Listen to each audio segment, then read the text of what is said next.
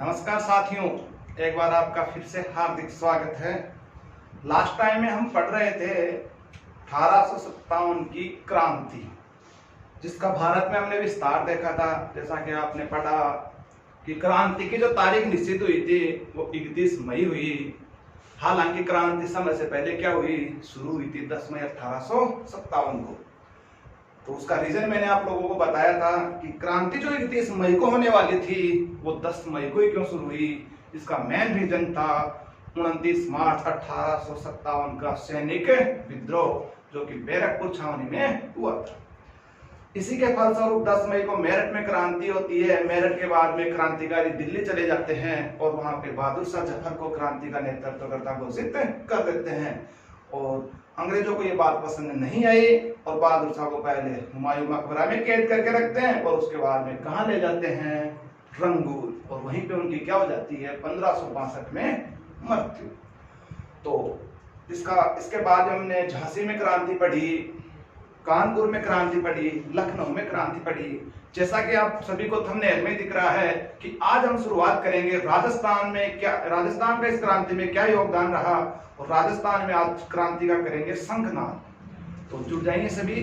और टॉपिक वही है 1857 की क्रांति। 1857 की क्रांति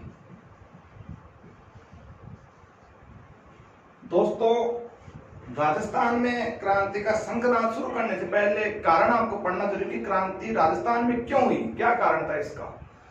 तो देखो, ये अंग्रेजों का शासन एक सिस्टमेटिक तरीके से था। देखो कैसे, थोड़ा सा मैं आपको बता दूं। देखो, भारत में जो संपूर्ण भारतवर्ष था, भारत में जो अंग्रेजों की तरफ से जो हेड ऑफ हुआ करता था वो हुआ करता था गवर्नर जनरल। जी, पूरे भारत में क्या कौन हुआ, जैसे वर्तमान भारत में राष्ट्रपति होता था, वैसे ही अंग्रेजी शासन में जो हेड ऑफ होता था पूरे हिंदुस्तान में वो होता था। जैसे इस समय कंपनी थी ईस्ट इंडिया कंपनी, तो ईस्ट इंडिया जो कंपनी थी उस ईस्ट इंडिया कंपनी का हेड ऑफ कौन हुआ करता था, गवर्नर जनरल। जी, इसको कहते हैं गवर्नर जनरल के अधीन जो काम करते थे, यानी पूरे भारत में ये हो गया। इसके अलावा प्रांतों में, अलग अलग प्रांतों में अंग्रेजों ने एक रेजिमेंट स्थापित की थी। अलग अलग रेजिमेंट, जैसे अपन Bombay regiment, Madras regiment, Rajputana regiment, ऐसे आप पढ़ते हैं रेजिमेंट। तो पूरे भारत में तो गवर्नर जनरल का शासन था और प्रांतों में क्या हुआ करती थी, रेजिमेंट हुआ करती थी। और इस रेजिमेंट का जो हेड ऑफ होता था वो होता था एजीजी। यानी जिस प्रकार भारत में गवर्नर जनरल है, ऐसे प्रांतों में कौन हुआ करता था, AGG, agent to governor general. Agent to GG यानी गवर्नर जनरल। यानी गवर्नर जनरल के एजेंट हुआ करते थे एजी, जो कि हर रेजिमेंट में हुआ करते थे। इसके अलावा एजेंट के जो नीचे होते थे रियासतों में होते थे पीए, पॉलिटिकल एजेंट। जैसे हम पढ़ते हैं मेवाड़ का पीए, मारवाड़ का पीए, जयपुर का पीए, ऐसे रियासतों में कौन होते थे, पीए। तो संपूर्ण भारत में हेड ऑफ कौन हो गया ब्रिटिश शासन में, जी, गवर्नर जनरल। गवर्नर जनरल के अधीन कौन आते थे, एजीजी आते थे, और एजीजी के अधीन कौन आते थे, पॉलिटिकल एजेंट। इसलिए जब ये समझना कि हम राजस्थान में पढ़ेंगे तो एक रेजिमेंट स्थापित की थी अंग्रेजों ने, उसकी हम चर्चा करेंगे। इतना सा आपको समझ में आ गया होगा।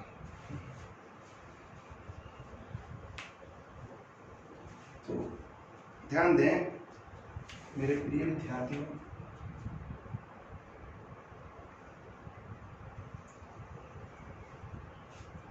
मान लेते हैं सपोज दैट ये अपना राजस्थान है।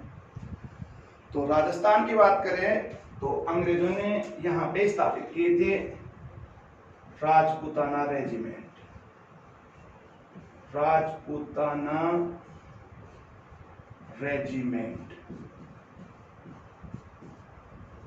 अगर आपको पूछ ले राजस्थान में कौन सी रेजिमेंट है अंग्रेजों की, तो राजपूताना रेजिमेंट हुआ करते थे।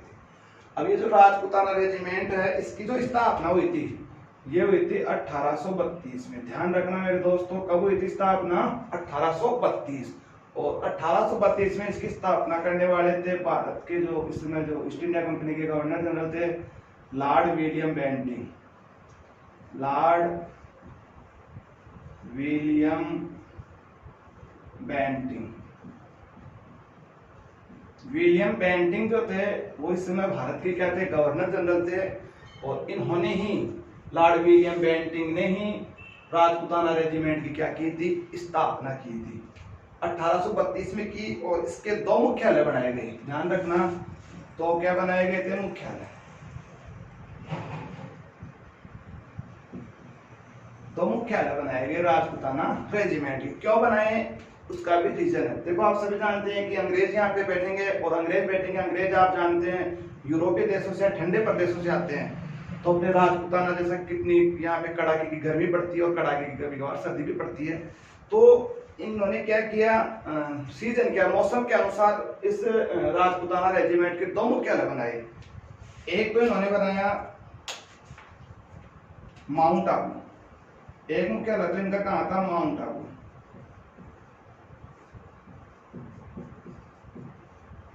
माउंट आबू, और माउंट आबू सब जानते हैं कहां पड़ता है, सिरोही।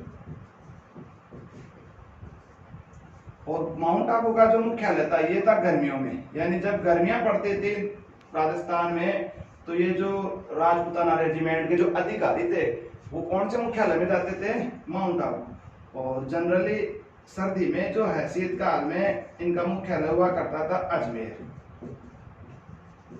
कौन हुआ करता था, अजमेर। तो गर्मी में इनका मुख्यालय माउंट आबू सिरोही, और सर्दी में इनका मुख्यालय कहाँ था, अजमेर। ये भी आपको क्या रखना है, ध्यान। इस राजपूताना रेजिमेंट की बात करें तो इसका पहला जो एजीजी बना था, प्रथम, वो बना था मिस्टर लॉकेट। जैसे महिलाएं गले में पहनती है ना लॉकेट, ध्यान रखना, क्या नाम इसका, लॉकेट, ऐसे नाम अंग्रेजों के, लॉकेट। ये लॉकेट जो था ये पहला, यानी अगर पूछ ले कि राजस्थान का पहला जो एजेंट टू गवर्नर जनरल बना, एजीजी बना, वो कौन बना था, मिस्टर लॉकेट। लेकिन क्वेश्चन दो प्रकार से बनता है। अगर आपसे पूछ लिया जाए कि जब राजस्थान में 1857 की क्रांति है, भारत में जब 1857 की क्रांति चल रही थी, उस समय इस राजपूताना रेजिमेंट का जो गवर्नर एजीजी था वो था पैट्रिक लॉरेंस। क्रांति के समय, क्रांति के समय, तो क्रांति के जो समय था वो कौन था, पैट्रिक लॉरेंस। पैट्रिक लॉरेंस, ये भी आपको ध्यान रखना है। दोनों क्वेश्चन है, ज्यादातर इंपोर्टेंट आपके लिए ये हो गया कि 1857 की क्रांति के समय राजस्थान के एजीजी कौन थे, पैट्रिक लॉरेंस। और पहला जो बनाया गया था मिस्टर लॉकेट। देखो एक क्वेश्चन यहाँ से एक बार पूछ भी लिया गया कि क्रांति के समय, थोड़ा सा दिमाग हो तो आराम से आप आंसर दे सकते हैं, इतना बता दिया मैंने आप लोगों को। क्रांति के समय राजपूताना जो रेजिमेंट है, यहाँ एजीजी का मुख्यालय इसको हम कहते हैं, वो कहाँ पर स्थित था क्रांति के समय। तो जैसा कि आप जानते हैं कि राजस्थान में जो क्रांति होती है 28 मई से होती है, और मई का महीना जो आप जानते हैं गर्मियों का दिन है। इस समय देखो कितनी गर्मियां पड़ रही हैं, तो गर्मी में है, तो अपने आप देखो आपका आंसर क्या आ जाएगा, गर्मी में कहाँ पे जाएगा, इसका मुख्यालय है माउंट आबू सिरोही। तो क्रांति के समय जो एजीजी का मुख्यालय था वो कहाँ था, माउंट आबू सिरोही। तो ये चीज आपको क्या रखनी है। अब देखो मेरठ में क्रांति हो चुकी थी, संक्रांत हो चुका था मेरठ में 10 मई को, यहाँ पे इसके बाद में दिल्ली में भी क्रांति हो चुकी थी। तो गवर्नर जनरल ने सभी जो रेजिमेंट के जो एजीजी थे उनको सबको बताया कि आपके यहाँ इस प्रांत में क्रांति नहीं होनी चाहिए। तो पैट्रिक लॉरेंस ने सोचा कि मेरे रहते हुए इस राजपूताना में क्या नहीं होगी, क्रांति नहीं होगी। तो इस पैट्रिक लॉरेंस ने इस पूरे राजपूताना की तरफ ध्यान दिया कि यहाँ पे ऐसी कौन सी सैनिक टुकड़ी है जो क्रांति कर सकती है। तो इसको शक था यहाँ पे। देखो दो छावनी बोर्ड है, आराम से समझें। एक तो ये है ब्यावर, सब जानते हैं ब्यावर कहाँ है, अजमेर में। एक तो ब्यावर है और इसी के पास है नसीराबाद। दोनों ही सैनिक टुकड़ियां कहाँ हैं, मैं आपको बताना चाह रहा हूं कि राजस्थान में क्रांति की शुरुआत कैसे हुई, इसका कारण क्या था। इसी वजह से हमने क्या पढ़ा है, राजपूताना रेजिमेंट, जिसके एजीजी थे पैट्रिक लॉरेंस। तो इस पैट्रिक लॉरेंस ने देखा कि इस ब्यावर में एक भारतीय सैनिक टुकड़ी है और उस भारतीय सैनिक टुकड़ी का नाम है 15वीं एनआई। 15वीं एनआई। अंग्रेजों को शक था कि अगर ये सैनिक टुकड़ी अगर विद्रोह कर देगी तो हालात खराब हो जाएंगे। क्यों हो जाएंगे? क्योंकि अंग्रेजों का सबसे ज्यादा गोला बारूद, खजाने और ज्यादातर अंग्रेज अधिकारी थे वो इसी अजमेर में थे। ध्यान रखना, भारत की बात करें तो सबसे ज्यादा गोला बारूद अजमेर यानी अंग्रेजों का कहा था अपने अजमेर में। तो इस पैट्रिक लॉरेंस को इस बात का भय था अगर ये सैनिक टुकड़ी यहाँ पे अगर विद्रोह कर देगी तो हालात मुश्किल में आ जाएंगे, ये गोला बारूद लूट लेगी और अंग्रेजों को यहाँ से मार काट के भगा देगी। तो इस पैट्रिक लॉरेंस ने क्या किया, इस 15वीं एनआई के जो सैनिक थे इनको यहां से बुला लिया साहब नसीराबाद में। 15वीं एनआई के सैनिक कहां आ गए, इनका ट्रांसफर कर दिया साहब, ट्रांसफर। और ट्रांसफर कहां कर दिया? नसीराबाद में। तो 15वीं एनआई के जो सैनिक थे ये 15वीं एनआई के कहां पे आ गए साहब? यहाँ पे आ गए नसीराबाद में। 15वीं एनआई के यहाँ आ गए तो जो यहाँ के 15वीं एनआई के जो सैनिक थे, भारतीय सैनिक थे, उनको लगा कि शायद हमारे ऊपर अंग्रेजों को विश्वास नहीं है, इसी वजह से हमें कहाँ बुला लिया गया है? नसीराबाद। हालांकि यहाँ पे पहले ही एक सैनिक टुकड़ी थी अंग्रेजों की और उसका नाम था 30वीं एनआई। तो ध्यान रखना ये जो 15वीं एनआई सैनिक टुकड़ी थी हालांकि प्रॉपर्ली तो कहाँ की थी? ब्यावर की, लेकिन क्रांति के समय इसको भी कहाँ बुला लिया गया था? नसीराबाद में। और यही 15वीं एनआई के जो सैनिक टुकड़ी है इनमें आक्रोश। तो इसी 15वीं एनआई के सैनिक टुकड़ी थी, इन्होंने राजस्थान में क्रांति का क्या कर दिया था? शंखनाद बिगुल बजा दिया। बात है 28 मई 1857। 28 मई 1857 को नसीराबाद छावनी के जो 15वीं एनआई के सैनिक थे इन्होंने राजस्थान में भी क्रांति का शंखनाद कर दिया और राजस्थान में भी क्रांति की क्या हो जाती है? शुरुआत। तो इस प्रकार से हम अब ये चीजें हमने पढ़ ली कि राजपूताना रेजिमेंट का जो एडीजी था पैट्रिक लॉरेंस, उसने इस क्रांति का ट्रांसफर कर दिया और इनको लगा यहाँ कि सैनिकों के अंग्रेजों का मेरे ऊपर विश्वास नहीं है, इस वजह से इन्होंने विद्रोह की शुरुआत कर दी। तो अब नेक्स्ट हम पढ़ेंगे कि राजस्थान में इसका विस्तार कहां कहां होता है। अभी हमने शुरुआत की है राजस्थान में 1857 के स्वतंत्रता संग्राम की। ध्यान दें,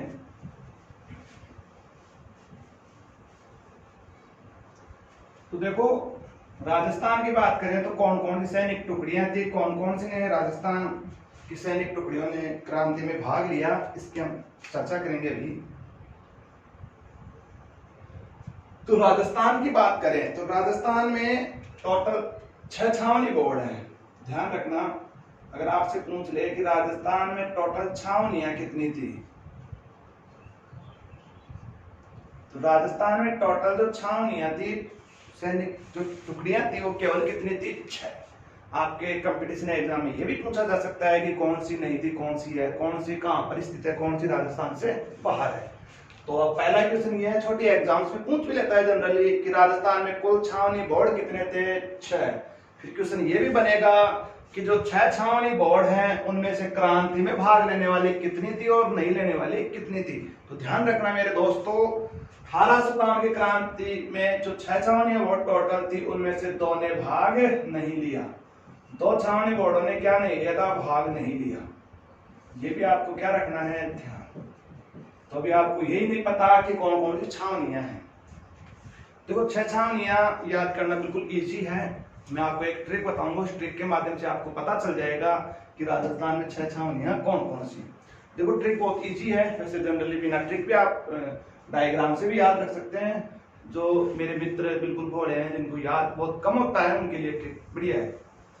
तो देखो एक व्यक्ति है जो हर घर में मिल जाएगा, उस नाम का व्यक्ति, जैसे बंसी, यानी अपने बंसी जी है ना, जिसको कोई बंसी बाबा बोलता है, कोई बंसी काका बोलता है, वो बंसी जी आपको राजस्थान के 6 छावनी बोर्ड याद करवाएंगे।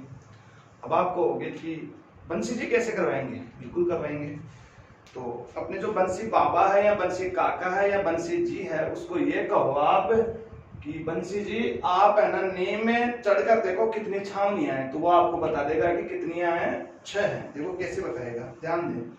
इसके लिए ट्रिक है,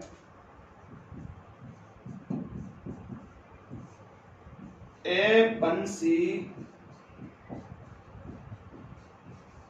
ऐसे लिखना बंसी को, ध्यान रखना। ए बंसी नीम देखे छावनी, नीम देखे छावनी। मैंने भी यही कहा था कि बंसी बाबा को ये कहना कि आप नीम में देखो कि कितनी छावनी है, तो बिल्कुल इजी ट्रिक है, याद भी हो जाएगी। तो एक बार बोल दे मेरे साथ ही, ए बंसी नीम देखे छावनी। इसमें कितनी छावनी बोर्ड आएंगे आपके, 6। देखो कौन कौन से आए। देखो ऐसे तो आ गया एरनपुरा, और एरनपुरा जो पड़ता है दोस्तों वो पड़ता है पाली में। एरनपुरा कहाँ पड़ता है, पाली। वैसे आ गया, अभी हमने पढ़ा भी था ब्यावर, और ब्यावर कहाँ है, अजमेर। न से आ गया नसीराबाद, नसीरा, और दोनों ही कहाँ है, अजमेर। नीम से आ गया नीमच, और नीमच जो है वो पड़ता है आपके एमपी में। हम ये बताएंगे आपको कि नीमच एमपी में था, फिर भी किसके अधिकार में था, राजस्थान के में। क्यों था ऐसा, उसकी चर्चा भी करेंगे।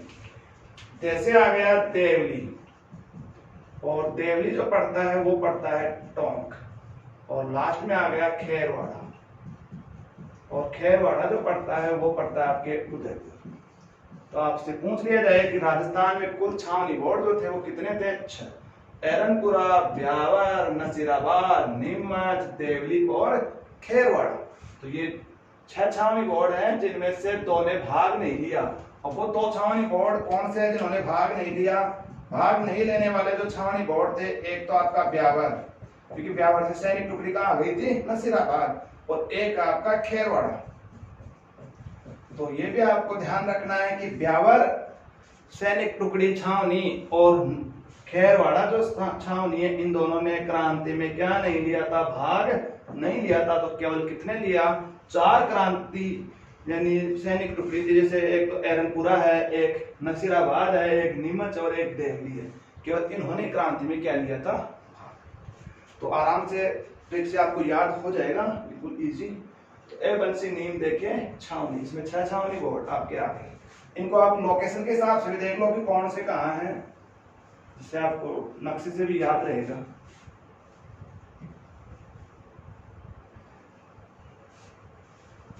देखो यहाँ पे है आपके,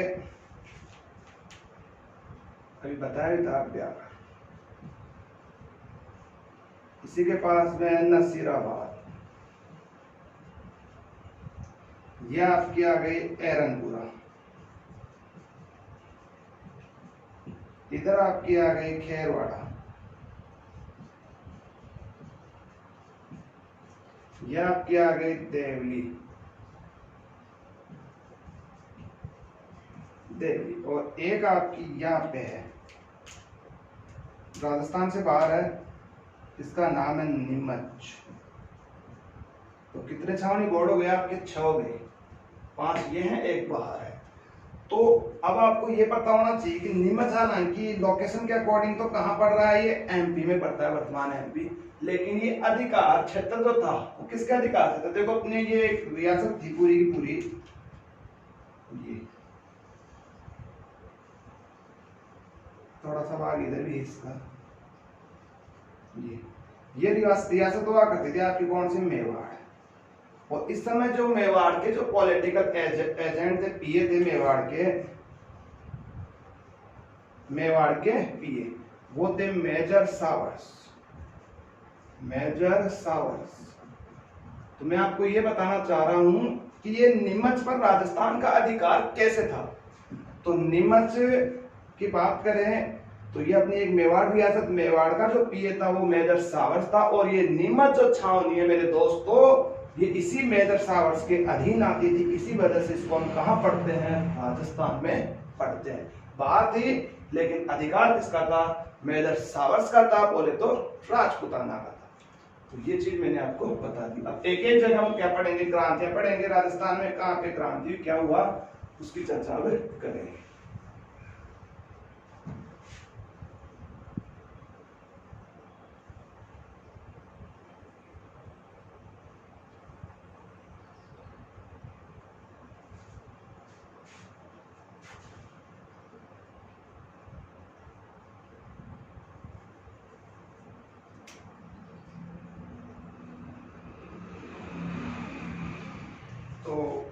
देखो सबसे पहले आज शुरू करेंगे नसीराबाद नंबर 1।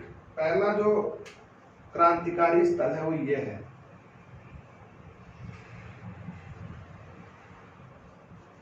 नसीराबाद। सभी जानते हैं कि नसीराबाद कहाँ पड़ता है, अजमेर में पड़ता है। पहली बात, क्रांति की जो शुरुआत हुई थी यहाँ पे वो हुई थी 28 मई 1857। राजस्थान में सबसे पहले, राजस्थान में क्या हुई है, क्रांति की शुरुआत। इससे पहले राजस्थान में नहीं हुई थी क्रांति की शुरुआत। राजस्थान में क्रांति की क्या हो जाती है, शुरुआत हो जाती है नसीराबाद से 28 मई 1857 को। ये राजस्थान का सबसे शक्तिशाली सैनिक टुकड़ी थी, ये छावनी थी नसीराबाद। यहाँ पे 15वीं एनआई के सैनिक भी थे, साथ ही यहाँ पे गोला बारूद भी खूब था, इस वजह से शक्तिशाली बोलते हैं इसको। तो 28 मई 1857 को क्या होता है, क्रांति का बिगुल बजाते हैं और यहाँ पे क्रांति का जो नेतृत्व करती है, वो करती है एक सैनिक टुकड़ी जिसका नाम है 15वीं एनआई। पढ़ाया था, ध्यान रखना ये कुछ सैनिक टुकड़े आपको पता होने चाहिए। जो सैनिक विद्रोह किया था जिसने पहले 29 मार्च को, वो 34वीं एनआई थी। मेरठ में कौन सी थी, सब जानते हैं 20वीं एनआई। और राजस्थान की नसीराबाद में कौन सी, 15वीं एनआई। तो राजस्थान की जो 15वीं एनआई की सैनिक टुकड़ी है, इसने राजस्थान में क्रांति की शुरुआत कर दी। और यहाँ पर शुरुआत करने के बाद में इन सबको पता था कि संपूर्ण भारतवर्ष में क्रांति का नेतृत्व जो कर रहा है मुगल बादशाह बहादुर शाह जफर कर रहा है। तो ये क्रांतिकारी क्या करते हैं, 15वीं एनआई के जो सैनिक थे ये यहाँ से सीधे कहाँ चले जाते हैं, दिल्ली, जो कि क्रांति का मुख्य स्थल था दिल्ली चले जाते हैं। दिल्ली ये इसलिए जाते हैं कि क्योंकि हम जाएंगे वहां पे, महाराजा को भी बहुत अच्छा लगेगा कि साहब राजपूताना भी इस क्रांति में आपके क्या है, साथ है। इस वजह से ये क्रांतिकारी कहाँ चले जाते हैं, दिल्ली। लेकिन इतिहासकार बताते हैं कि ये जो 15वीं एनआई के जो सैनिक टुकड़ी थी वो कहाँ चली गई थी, दिल्ली। और दिल्ली जाना इनकी क्या है, सबसे बड़ी भूल। इतिहासकार ये कहते हैं कि अगर ये 15वीं एनआई की सैनिक टुकड़ी थी, अगर ये दिल्ली नहीं जाती तो शायद हम रिजल्ट बहुत बढ़िया रहता क्रांति का। कैसे रहता, क्योंकि दिल्ली में जाने में कुछ नहीं था। अगर ये 15वीं एनआई यहीं रहती नसीराबाद में, क्योंकि यहाँ पे अंग्रेजों का गोला बारूद था, इसी को लूटते, शक्तिशाली हो जाते, अपनी शक्ति को बढ़ाते और यहाँ से अंग्रेजों को मार काट के निकालते, तो शायद कुछ अच्छा लोगों के लिए होता। इसलिए ये सबसे बड़ी भूल मानी गई है इनका दिल्ली जाना। तो ये इस प्रकार से नसीराबाद में क्या हो जाती है, क्रांति। 31 तारीख में हुई 28 मई 1857। दूसरा जो क्रांतिकारी स्थल है वो आते हैं, अपन पढ़ेंगे नीमच।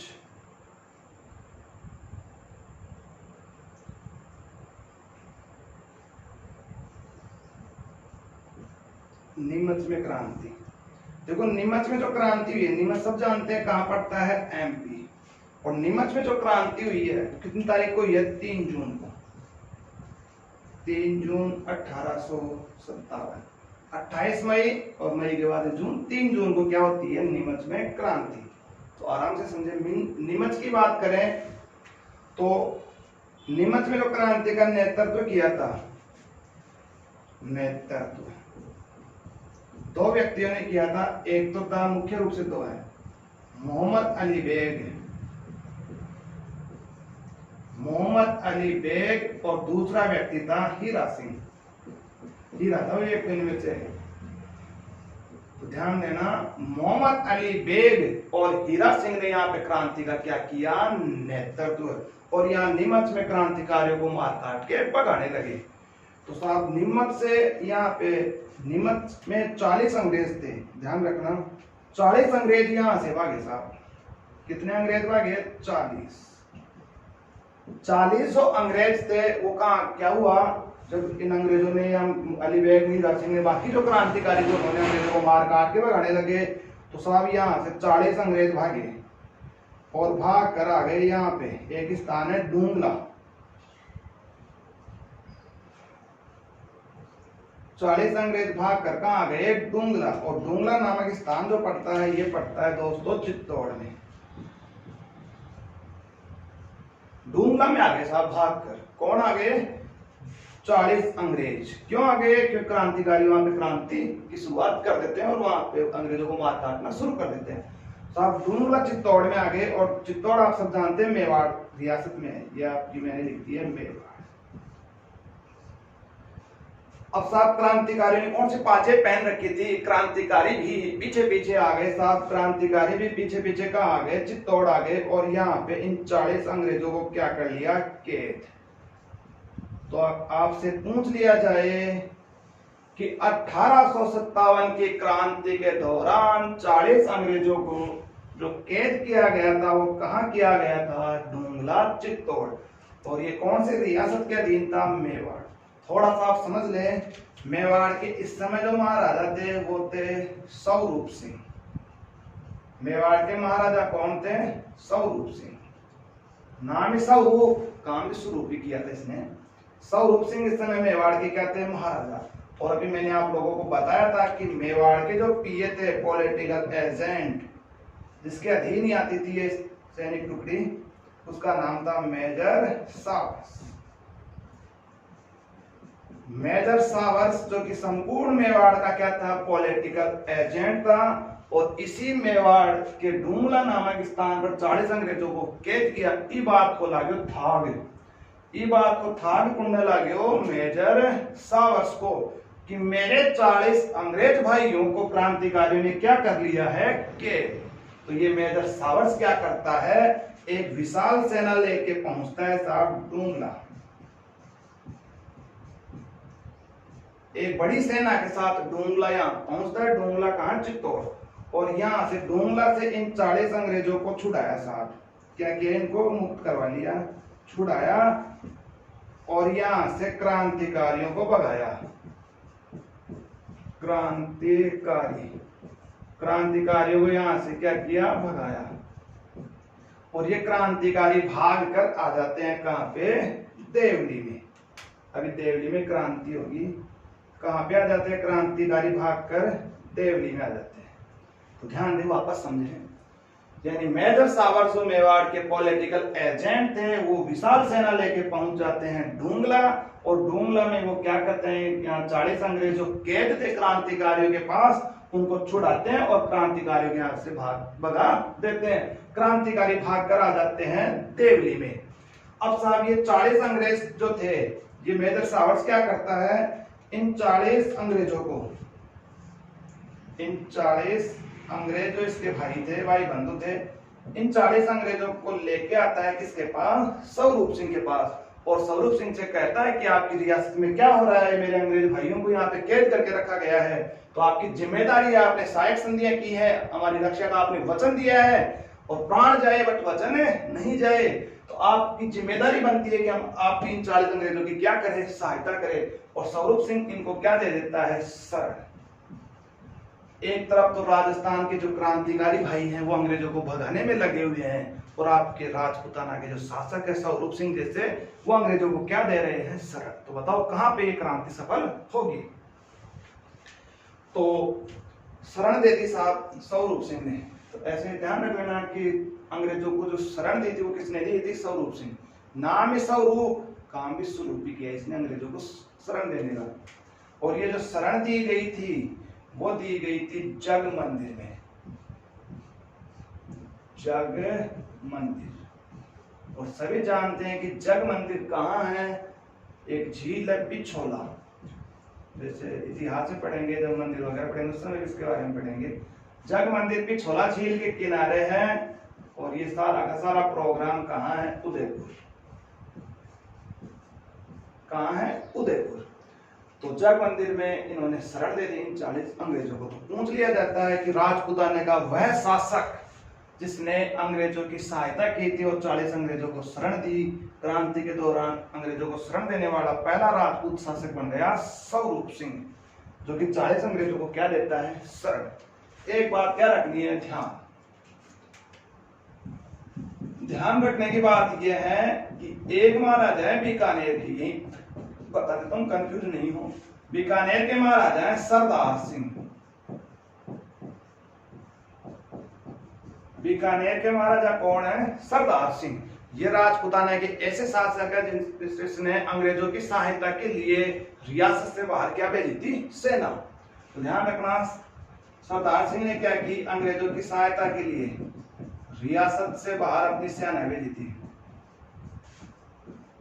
बाहर क्या भेजी थी? सेना, अंग्रेजों की सहायता के लिए।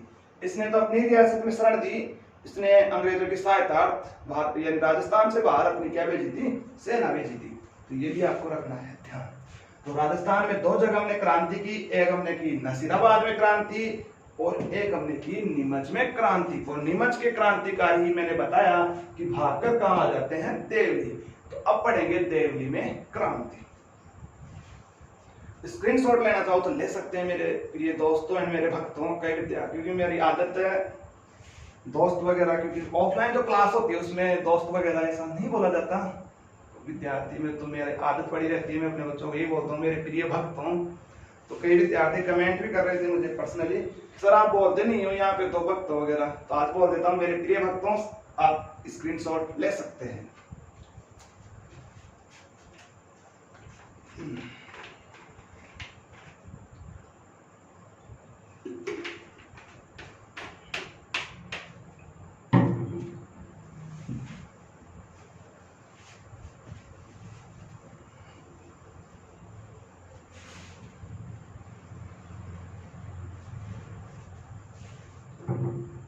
तो नेक्स्ट है देवली।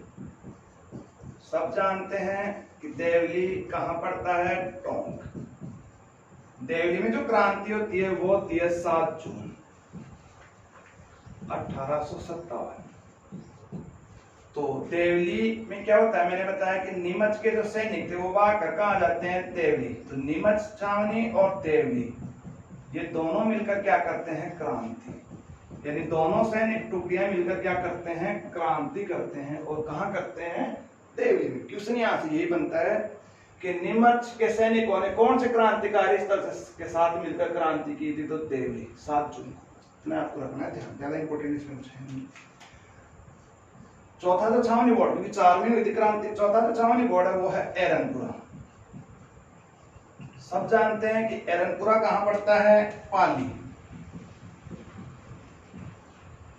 यहाँ पे जो क्रांति का नेतृत्व किया था वो किया था शिवनाथ सिंह ने। शिवनाथ कोई व्यक्ति है? शिवनाथ सिंह। यहाँ पे जो क्रांति हुई है 21 अगस्त को, 21 अगस्त 1857।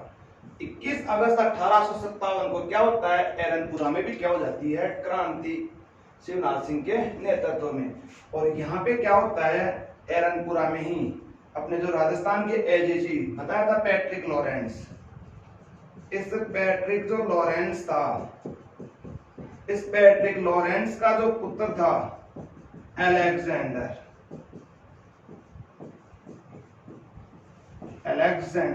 यानी पैट्रिक लॉरेंस का पुत्र अलेक्जेंडर यहाँ पे क्या क्रांतिकारी, इसको क्या कर देते हैं? पितर बना देते हैं साहब। अलेक्जेंडर को क्या बना दिया? पितर बनाया। कौन से छावनी के सैनिकों ने बनाया? एरनपुरा के। जैसे अलेक्जेंडर जो पूरे राजस्थान का ही एजेजी था, उसके पुत्र की हत्या हो जाती है तो क्रांतिकारी में जोश उत्पन्न हो गया।